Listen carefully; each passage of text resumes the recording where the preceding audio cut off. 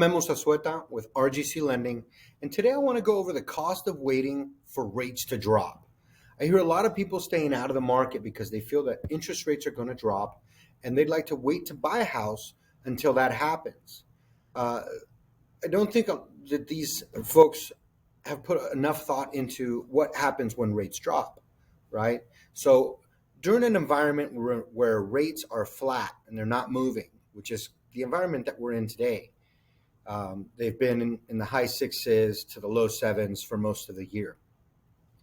And what happens is your appreciation or home values typically hang around 4 to 6% in appreciation. This year, we're on pace for about 6.5% appreciation so far. So if we take that into consideration, we can kind of analyze what a home value will be a year from now. Now, secondly, when rates are dropping and it's a declining interest rate environment, appreciation accelerates to closer to 10 to 12%. Okay, so for the purposes of this demonstration, I'm going to keep the appreciation at 5% to show you what happens when rates drop. And in another slide, I'll show you what would happen if the appreciation rate was more realistic to the 10, 12% range.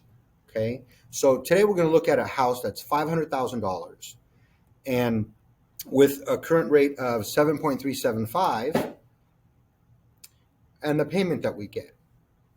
Okay, that's if you buy today. So let's wait a year because we want rates to be lower. Otherwise, I don't want to buy in this market. So if we wait a year and we apply the conservative 5% appreciation, the home value in that year will rise to 525.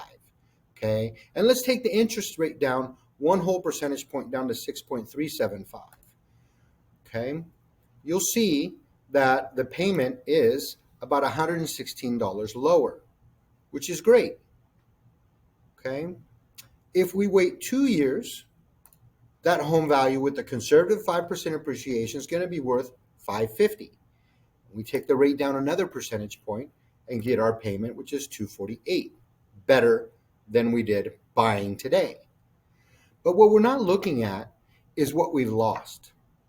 So because this person buys today, after 1 year of appreciation, they're going to have gained $25,000 in their value because they bought early. Now, we'll notice that the difference in payment for the 2-year wait is about $250, $248 and change, right? But the appreciation, let's talk about the first year. The appreciation is $25,000. That pretty much is the owner's equity that has happened just through the appreciation of home. If we multiply the $116 savings times the 12 months, that's going to come to $1,392 of savings comparing the first payment. However, if you subtract the $25,000, you miss out on $23,000 worth of appreciation.